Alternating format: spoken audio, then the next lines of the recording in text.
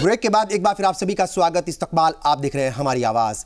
जिस वक्त मजहब की बुनियाद पर पाकिस्तान बना, उसी वक्त मौलाना आजाद ने मुसलमानों से अपील की थी कि मुसलमानों का मुस्तकबिल पाकिस्तान नहीं बल्कि सेकुलर हिंदुस्तान के साथ है, और उनकी इसी आवाज पर करोड़ों मुसलमानों ने लब्बैक कह दिया था। 1947 में जब अंग्रेजों ने हिंदुस्तान को बांटकर पाकिस्तान की बुनियाद रखी और जिन्ना ने अपने नापाक मंसूबों को अंजाम देते हुए मजहब के नाम पर पाकिस्तान बनाया और मुसलमानों से कहा कि पाकिस्तान को चुनिए, तो दिल्ली की जामा मस्जिद की सीढ़ियों पर मौलाना अबुल कलाम आज़ाद ने कहा था, मेरे अजीजों, आप जानते हैं कि वो कौन सी जंजीर है जो मुझे यहाँ ले आई है। मेरे लिए शाहजहां की इस यादगार मस्जिद में ये इज्तिमा नया नहीं, मैंने उस जमाने में भी किया।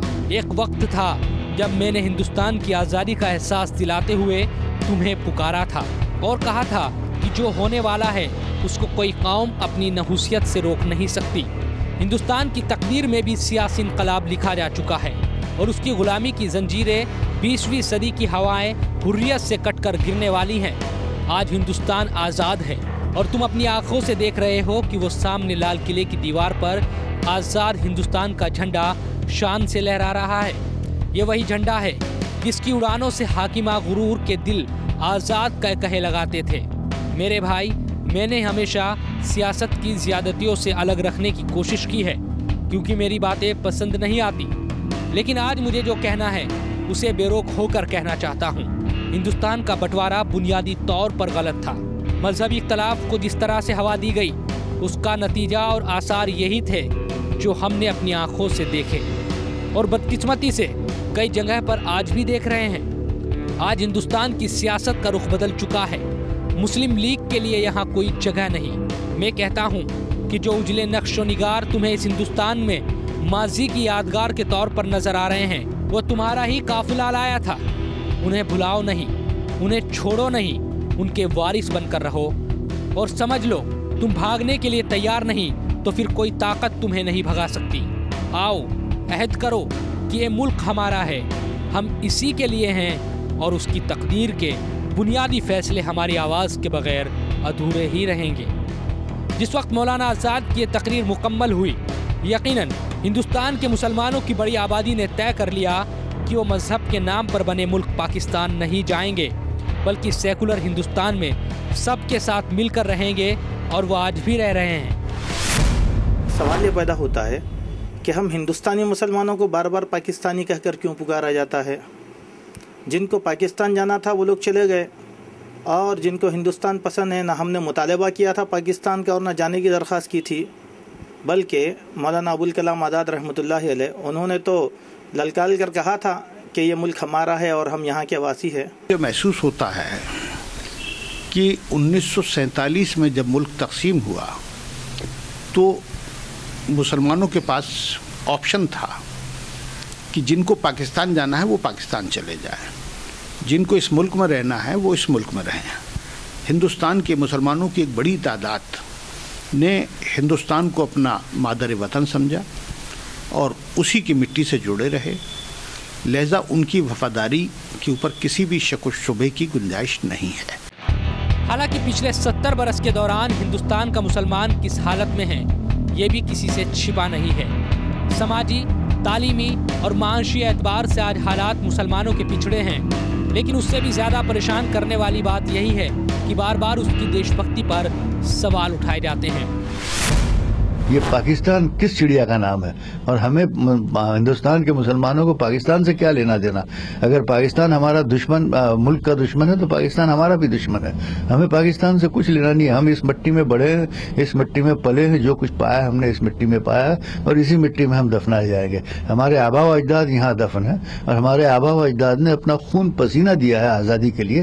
तो ये बार बार पाकिस्तान, ये कौन अहमक कहता है कि उनको वो जो ये कह रहा है कि मुसलमान पाकिस्तान चले जाए, तो हम ये कहेंगे कि हिंदू नेपाल चले जाएं या किसी और मुल्क में चले जाएं, या हिंदुत्व चलता है या हिंदू धर्म चलता है। हिंदुस्तान में हिंदू धर्म नहीं चलता, हिंदुस्तान में सभी धर्म बराबर चलते हैं। तो ये इस तरह का ओवैसी साहब का डिमांड जरा यूँ है कि उन्होंने एक बात कही है, मगर मुझे लगता नहीं कि सरकार इसको इवन सुनेगी या सोचेगी। देखिए, ओवैसी साहब किस नज़रिए से कह रहे हैं मुझे नहीं मालूम, लेकिन एक इसके पीछे एक बात ज़रूर है कि जिस प्रकार से लगातार इस देश के अंदर एक समुदाय के को शक के दायरे में बांधने की कोशिश हो रही है, चाहे वो संघ परिवार हो या भारतीय जनता पार्टी हो, ये चिंता का विषय है। और अगर इसको चेक नहीं किया गया, इसको रोका नहीं गया, तो ये देश की एकता और अखंडता को ख़तरे में डाल सकता है। और मैं समझता हूँ कि ऐसा कोई ना कोई सख्त कदम उठाने की ज़रूरत है कि लोग इस तरह से जो अल्पसंख्यक समुदाय को ख़ास तौर पर निशाना बना रहे हैं और उनको पाकिस्तानी एजेंट कहते हैं, इसको रोका जाना चाहिए। हमारे बुजुर्गों ने कभी भी टू नेशन थ्योरी को नहीं माना, जमीयत उलमा ने नहीं माना, हमारे बड़ों ने नहीं माना, और हम लोग बाई चॉइस इंडियन है। आज हमको अगर 60 साल के बाद 70 साल के बाद कोई ताना देता है तो इस किस्म की चीज़ों को फ़ौरन गवर्नमेंट को रोकना चाहिए। ये मुल्क के जो एकता को तोड़ने वाली चीज़ें हैं, जो बड़े बड़े इनके नेता है, विनय कटियार हो या कोई और हो, इनके ऊपर गवर्नमेंट को एक्शन लेना चाहिए और इस किस्म के अल्फाज को आइंदा कोई ना बोले। हिंदुस्तानी मुसलमानों को, वो हिंदुस्तानी बाई बर्थ मुसलमान है, बाई चॉइस मुसलमान है, वो इसी ज़मीन में पैदा हुए, इसी में मरेंगे और इसी में क़यामत के दिन उठेंगे। अब वो लोग जो जिस वक्त तकसीम हुई थी, ज़्यादातर लोग अल्लाह को प्यारे हो गए हैं। उनके अजीज़ व क़ारिब जो गए थे उनसे भी अब रिश्ता मुनक़ते हो गया है। हिंदुस्तान का जो आज़ादी के बाद का मुसलमान है, वो किसी भी तरीके से पाकिस्तान का हम ख्याल, उसका हिमायती नहीं है। मैं ये महसूस करता हूँ। ख़ुद मेरी पैदाइश भी आज़ादी के बाद की है। बुज़ुर्गों ने जो कुछ किया, मेरे वालिद भी पाकिस्तान नहीं गए और सब लोग यहीं रहे। और हिंदुस्तान दुनिया के अंदर इस एतबार से कि तमाम तहज़ीबों, मज़हबों और नस्लों, ज़ुबानों का एक गहवारा है। और हिंदुस्तान की जो 5000 की साल की तारीख़ है, उसी को हम गंगा जमनी तहज़ीब कहते हैं। और आज उस तहज़ीब के ऊपर हमले किए जा रहे हैं और एक बड़े फ़िरक़े को उकसाया जा रहा है, वर्गलाया जा रहा है और एक गलत माहौल पैदा किया जा रहा है। इस सब के बीच एक सच्चाई का पहलू ये भी है कि कश्मीर में कुछ मुसलमान आबादी ऐसी है जो पाकिस्तान की हिमायत करती है, लेकिन जानकार मानते हैं कि कश्मीर में अलगाव की जहनियत रखने वाले कुछ एक मुसलमानों की तुलना हिंदुस्तान के बाकी हिस्सों में रहने वाले मुसलमानों से नहीं की जा सकती। वंदे मातरम से लेकर राष्ट्रगान तक के मुद्दे पर भी लगातार बात होती रही, तो वहीं गाय और दूसरे मामलात पर भी विवाद छिड़ता रहा। लेकिन इन तमाम चीज़ों को लेकर मुसलमानों की देशभक्ति पर सवाल उठाना कहाँ तक जायज़ है, लेकिन भड़काऊ बातें दोनों तरफ से सामने आ ही जाती है। मुसलमानों को परेशान किया जा रहा है, कभी हिंदू मुस्लिम के नाम पे मुसलमानों को परेशान किया जा रहा है, इसे तलाक सलासा के नाम पे परेशान किया रहा है। हिंदुस्तान में मुसलमानों की सबसे बड़ी दूसरी जमात जो अक्सरियत है वो मुसलमानों की है और 17 करोड़ पे पाकिस्तान बन गया था। मैं समझता हूं कि अब अगर यही सूरत हाल हिंदुस्तान के मुसलमानों की रही और उन्हें अब एक मुतालबा पेश करना चाहे कि हमें अलग मुल्क देना मिलना चाहिए, they should ask for a separate country with in India. उस वक्त के जो लीडर थे हिंदुस्तान के, उनमें एक बहादुरी थी। उन्होंने कहा नहीं, ये देश हिंदू देश नहीं है, ये सेकुलर देश है, इसमें सबको रहना है। हिंदू हो, मुसलमान हो, सिख हो, ईसाई हो, कोई भी हो, ये उसका देश है। ये तो हम सबका देश है, मेरा भी देश है, आपका भी देश है, इसका भी देश है, ये सबका देश है। आखिर में बोलने के अधिकार पर कितना अंकुश लगना चाहिए, ये संविधान में कहा है कि ये रीज़नेबल होना चाहिए। तो यदि कोई कहें कि मुसलमान को स्वीकार करना चाहिए कि उनका पूर्वज हिंदू है और यदि वो नहीं मानता तो उसको पाकिस्तान जाना चाहिए, तो कैसे रोकोगे? तो वो इसी कहेगा, ये इस पर अंकुश लगनी चाहिए। तो मैं कहूँगा कि मुसलमान को उनको अनिवार्य बना देना चाहिए कि इस देश की नागरिक हो तो ये स्वीकार करो जो सच है, डीएनए के अनुसार सच है कि उनका पूर्वज हिंदू है। जिन लोगों को पाकिस्तान से मोहब्बत थी वो 1947 में ही मज़हब की बुनियाद पर बने मुल्क पाकिस्तान चले गए थे। हिंदुस्तान में रहने वाले मुसलमान दिल और दिमाग दोनों से हिंदुस्तानी हैं। हालांकि कई इस तरह के मामले भी सामने आते हैं जो शक पैदा करते हैं, लेकिन चंद लोगों की वजह से बड़ी मुस्लिम आबादी पर शक करना कतई जायज़ नहीं। हमारी आवाज में वक्त हो गया है एक और छोटे से ब्रेक का, और ब्रेक के बाद जब हाजिर होंगे तो आपको दिखाएंगे कि कैसे मौजूदा दौर में नफरत का माहौल बना हुआ है और उसमें सोशल मीडिया कैसे आग में घी डालने का काम कर रहा है।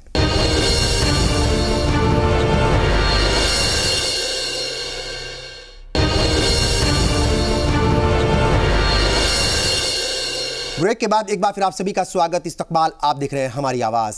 जिस वक्त मजहब की बुनियाद पर पाकिस्तान बना, उसी वक्त मौलाना आज़ाद ने मुसलमानों से अपील की थी कि मुसलमानों का मुस्तकबिल पाकिस्तान नहीं बल्कि सेकुलर हिंदुस्तान के साथ है, और उनकी इसी आवाज़ पर करोड़ों मुसलमानों ने लब्बैक कह दिया था।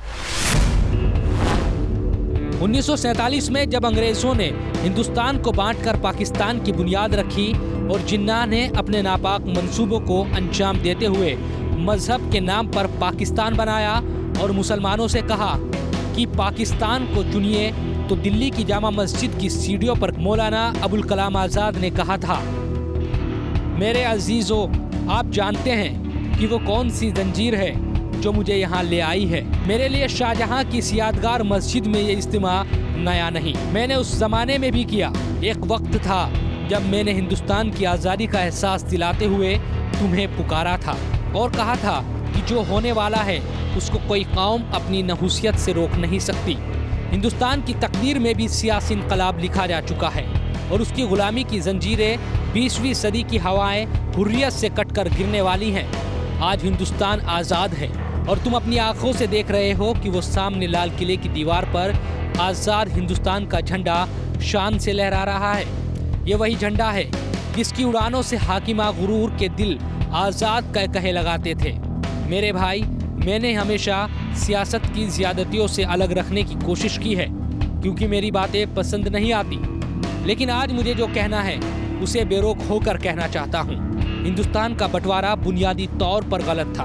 मजहबी इख्तलाफ को जिस तरह से हवा दी गई, उसका नतीजा और आसार यही थे जो हमने अपनी आँखों से देखे और बदकिस्मती से कई जगह पर आज भी देख रहे हैं। आज हिंदुस्तान की सियासत का रुख बदल चुका है। मुस्लिम लीग के लिए यहाँ कोई जगह नहीं। मैं कहता हूँ कि जो उजले नक्शो निगार तुम्हें इस हिंदुस्तान में माजी की यादगार के तौर पर नजर आ रहे हैं, वो तुम्हारा ही काफिला लाया था। उन्हें भुलाओ नहीं, उन्हें छोड़ो नहीं, उनके वारिस बनकर रहो और समझ लो तुम भागने के लिए तैयार नहीं तो फिर कोई ताकत तुम्हें नहीं भगा सकती। आओ अहद करो कि ये मुल्क हमारा है, हम इसी के लिए हैं और उसकी तकदीर के बुनियादी फैसले हमारी आवाज़ के बगैर अधूरे ही रहेंगे। जिस वक्त मौलाना आज़ाद की तकरीर मुकम्मल हुई, यकीनन हिंदुस्तान के मुसलमानों की बड़ी आबादी ने तय कर लिया कि वो मजहब के नाम पर बने मुल्क पाकिस्तान नहीं जाएंगे बल्कि सेकुलर हिंदुस्तान में सबके साथ मिलकर रहेंगे, और वो आज भी रह रहे हैं। सवाल ये पैदा होता है कि हम हिंदुस्तानी मुसलमानों को बार बार पाकिस्तानी कहकर क्यों पुकारा जाता है। जिनको पाकिस्तान जाना था वो लोग चले गए, और जिनको हिंदुस्तान पसंद है, ना हमने मुतालबा किया था पाकिस्तान का और ना जाने की दरख्वास्त की थी, बल्कि मौलाना अबुल कलाम आज़ाद रहमतुल्लाह अलैह उन्होंने तो ललकार कर कहा था कि ये मुल्क हमारा है और हम यहाँ के वासी हैं। ये महसूस होता है कि 1947 में जब मुल्क तकसीम हुआ तो मुसलमानों के पास ऑप्शन था कि जिनको पाकिस्तान जाना है वो पाकिस्तान चले जाएं, जिनको इस मुल्क में रहना है वो इस मुल्क में रहें। हिंदुस्तान के मुसलमानों की एक बड़ी तादाद ने हिंदुस्तान को अपना मादर वतन समझा और उसी की मिट्टी से जुड़े रहे, लिहाजा उनकी वफादारी के ऊपर किसी भी शक व शुबे की गुंजाइश नहीं है। हालांकि पिछले 70 बरस के दौरान हिंदुस्तान का मुसलमान किस हालत में है ये भी किसी से छिपा नहीं है। समाजी, तालीमी और माशी एतबार से आज हालात मुसलमानों के पिछड़े हैं, लेकिन उससे भी ज़्यादा परेशान करने वाली बात यही है कि बार बार उसकी देशभक्ति पर सवाल उठाए जाते हैं। ये पाकिस्तान किस चिड़िया का नाम है और हमें हिंदुस्तान के मुसलमानों को पाकिस्तान से क्या लेना देना। अगर पाकिस्तान हमारा दुश्मन मुल्क का दुश्मन है तो पाकिस्तान हमारा भी दुश्मन है। हमें पाकिस्तान से कुछ लेना नहीं है। हम इस मिट्टी में बढ़े हैं, इस मिट्टी में पले हैं, जो कुछ पाया हमने इस मिट्टी में पाया है और इसी मिट्टी में हम दफनाए जाएंगे। हमारे आबा व अजदाद यहाँ दफन है और हमारे आबा व अजदाद ने अपना खून पसीना दिया है आज़ादी के लिए। तो ये बार बार पाकिस्तान, ये कौन अहमक कहता है कि उनको वो जो ये कह रहा है कि मुसलमान पाकिस्तान चले जाए, तो हम ये कहेंगे कि हिंदू नेपाल चले जाएं या किसी और मुल्क में चले जाएं, या हिंदुत्व चलता है या हिंदू धर्म चलता है। हिंदुस्तान में हिंदू धर्म नहीं चलता, हिंदुस्तान में सभी धर्म बराबर चलते हैं। तो ये इस तरह का ओवैसी साहब का डिमांड जरा यूँ है कि उन्होंने एक बात कही है, मगर मुझे लगता नहीं कि सरकार इसको इवन सुनेगी या सोचेगी। देखिए, ओवैसी साहब किस नज़रिए से कह रहे हैं मुझे नहीं मालूम, लेकिन इसके पीछे एक बात ज़रूर है कि जिस प्रकार से लगातार इस देश के अंदर एक समुदाय को शक के दायरे में बांधने की कोशिश हो रही है, चाहे वो संघ परिवार हो या भारतीय जनता पार्टी हो, ये चिंता का विषय है। और अगर इसको चेक नहीं किया गया, इसको रोका नहीं गया, तो ये देश की एकता और अखंडता को ख़तरे में डाल सकता है। और मैं समझता हूँ कि ऐसा कोई ना कोई सख्त कदम उठाने की ज़रूरत है कि लोग इस तरह से जो अल्पसंख्यक समुदाय को ख़ास तौर पर निशाना बना रहे हैं और उनको पाकिस्तानी एजेंट कहते हैं, इसको रोका जाना चाहिए। हमारे बुज़ुर्गों ने कभी भी टू नेशन थ्योरी को नहीं माना, जमीयत उलमा ने नहीं माना, हमारे बड़ों ने नहीं माना, और हम लोग बाई चॉइस इंडियन है। आज हमको अगर 60 साल के बाद, 70 साल के बाद कोई ताना देता है तो इस किस्म की चीज़ों को फ़ौरन गवर्नमेंट को रोकना चाहिए। ये मुल्क के जो एकता को तोड़ने वाली चीज़ें हैं, जो बड़े बड़े इनके नेता है, विनय कटियार हो या कोई और हो, इनके ऊपर गवर्नमेंट को एक्शन लेना चाहिए और इस किस्म के अल्फाज को आइंदा कोई ना बोले। हिंदुस्तानी मुसलमानों को, वो हिंदुस्तानी बाई बर्थ मुसलमान है, बाई चॉइस मुसलमान है, वो इसी ज़मीन में पैदा हुए, इसी में मरेंगे और इसी में क़यामत के दिन उठेंगे। अब वो लोग जो जिस वक्त तकसीम हुई थी, ज़्यादातर लोग अल्लाह को प्यारे हो गए हैं। उनके अजीज़ व क़ारिब जो गए थे उनसे भी अब रिश्ता मुनक़ते हो गया है। हिंदुस्तान का जो आज़ादी के बाद का मुसलमान है, वो किसी भी तरीके से पाकिस्तान का हम ख्याल, उसका हम हिमायती नहीं है। मैं ये महसूस करता हूँ। ख़ुद मेरी पैदाइश भी आज़ादी के बाद की है। बुज़ुर्गों ने जो कुछ किया, मेरे वालिद भी पाकिस्तान नहीं गए और सब लोग यहीं रहे। और हिंदुस्तान दुनिया के अंदर इस एतबार से कि तमाम तहज़ीबों, मज़हबों और नस्लों, ज़ुबानों का एक गहवारा है। और हिंदुस्तान की जो 5000 की साल की तारीख़ है, उसी को हम गंगा जमनी तहज़ीब कहते हैं।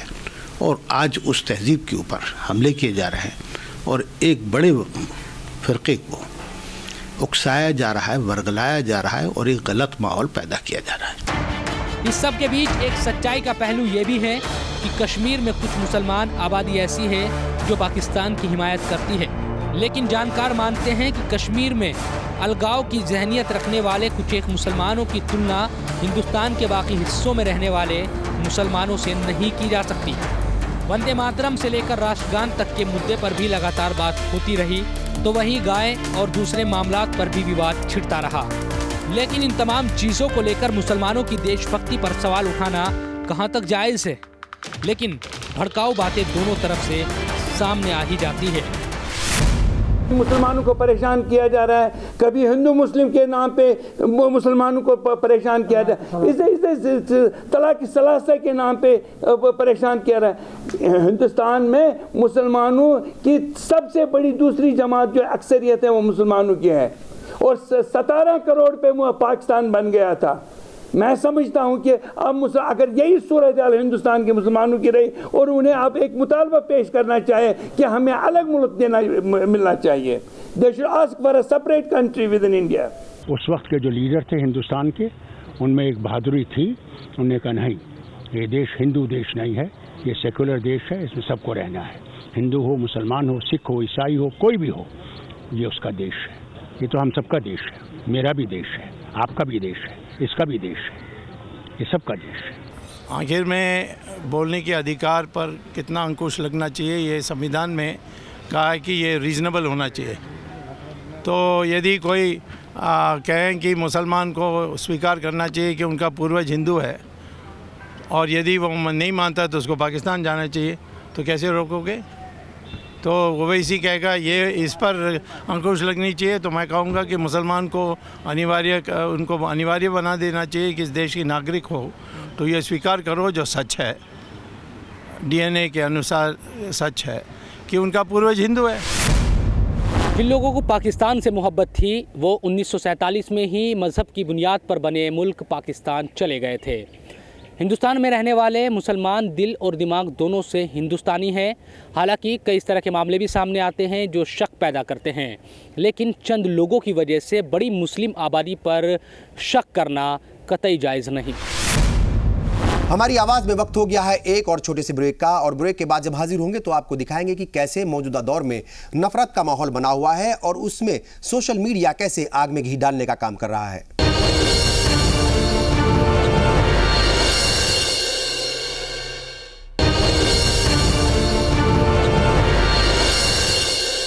ब्रेक के बाद एक बार फिर आप सभी का स्वागत। इस्तकबाल, आप देख रहे हैं हमारी आवाज।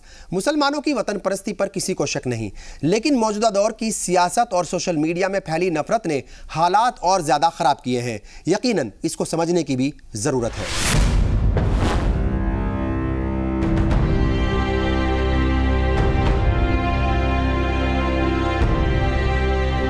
हिंदुस्तान सेकुलर मुल्क है और इसके लिए ये समझना होगा कि मुसलमान भारत में किसी मजबूरी में नहीं रुका, बल्कि भारत का सेकुलर होना इसकी सबसे बड़ी वजह था।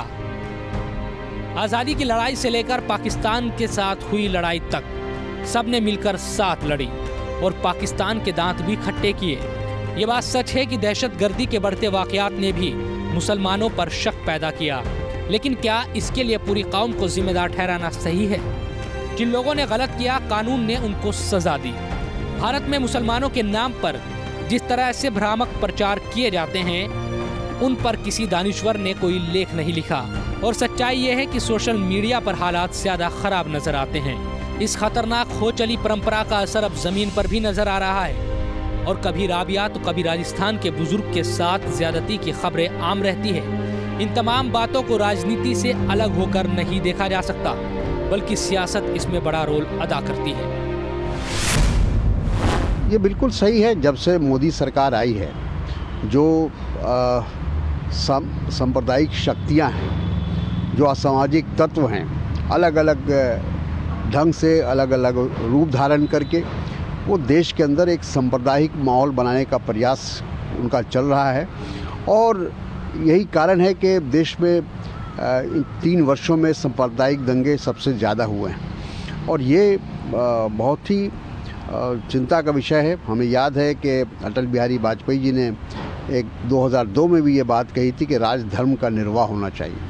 तो मैं चाहता हूँ, मैं समझता हूँ कि आज वही स्थिति है और राजधर्म का निर्वाह सही ढंग से, चाहे वो केंद्र सरकार हो, चाहे उत्तर प्रदेश के मुख्यमंत्री हों, और उस निर्वाह ठीक ढंग से नहीं हो पा रहा है। हिंदू, मुस्लिम, सिख, ईसाई, बौद्ध, जैन या फिर पारसी समेत तमाम मजहबों के मानने वाले लोगों से मिलकर जो गुलदस्ता बनता है वो ही हिंदुस्तान कहलाता है। यकीनन ये सभी हमारे मुल्क के मजबूत पिलर हैं और सभी इसी मुल्क के रहने वाले हैं। नफरत फैलाकर करोड़ों की आबादी को ना तो अलहदा किया जा सकता है और ना ही कहीं दूर किया जा सकता है। मौजूदा दौर के जो हालात हैं उन्हें बेहद संजीदगी के साथ समझने की ज़रूरत है। समाज में सब मिलजुल कर रहते हैं और इससे किसी को कभी भी कोई एतराज़ नहीं रहा, लेकिन हाल ही में हालात ज़्यादा ख़राब हुए हैं और इसी का फ़ायदा लेने की कोशिश में सियासत रहती है। भारत में रहने वाले वो चाहे किसी भी मजहब के हों, सब हिंदुस्तानी हैं और किसी न किसी तरह से देश की तरक्की में उनका योगदान है। यकीनन नफरत को भुलाकर सबको आगे आना होगा और देश को एकजुट होकर आगे बढ़ाना होगा। यही देश के लिए सबसे बेहतर है और देश की तरक्की में सबका योगदान हो, सब खुशहाल रहे, इससे बड़ी वतन परस्ती कोई नहीं होती। हम हिंदू मुस्लिम सिख ईसाई आपस में एक साथ प्यार मोहब्बत से रहते हैं, सारे त्योहार और सारे मज़हब की हम लोग इज्जत करते हैं। यहाँ तक कि अगर हमारे देश को या हमारे तिरंगे को कभी भी कोई आँच आएगी या कोई भी इस मुल्क के ऊपर आँख उठाने की कोशिश करेगा तो हम हिंदू मुस्लिम सिख ईसाई आपस में भाई हैं, सब मिलकर इसके खिलाफ खड़े हो जाएंगे और इस देश की और इस तिरंगे की रक्षा करेंगे। देश तरक्की करे और इस तरक्की में सबकी भागीदारी हो, कोशिश इस बात की करनी होगी, क्योंकि एक दूसरे की वतन परस्ती पर उंगली उठाने से सिर्फ विवाद होगा और ये विवाद ना समाज के लिए अच्छा है ना ही मुल्क की सेहत के लिए। जाहिर तौर पर बार बार हिंदुस्तानी मुसलमानों को पाकिस्तानी बताने वालों की जहनियत को बदलना होगा और ये समझना होगा कि ये मुल्क सभी का है, इस मुल्क की तरक्की में सभी की भागीदारी है। तभी तो प्राइम मिनिस्टर नरेंद्र मोदी सबका साथ सबका विकास का नारा देते हैं। ये बात सबको न सिर्फ समझनी होगी बल्कि इस पर अमल भी करना होगा। यकीनन आपकी समझ और भाईचारे से ही हालात बेहतर हो सकते हैं, क्योंकि तनाव से नुकसान के अलावा कुछ हासिल नहीं होता। बहरहाल इस उम्मीद के साथ कि हालात जरूर बेहतर होंगे, आज के इस एपिसोड को बस यहीं खत्म करते हैं। हम अगले हफ्ते फिर हाजिर होंगे। तब तक के लिए मुझे और पूरी टीम को दीजिए इजाजत। आदाब, नमस्कार।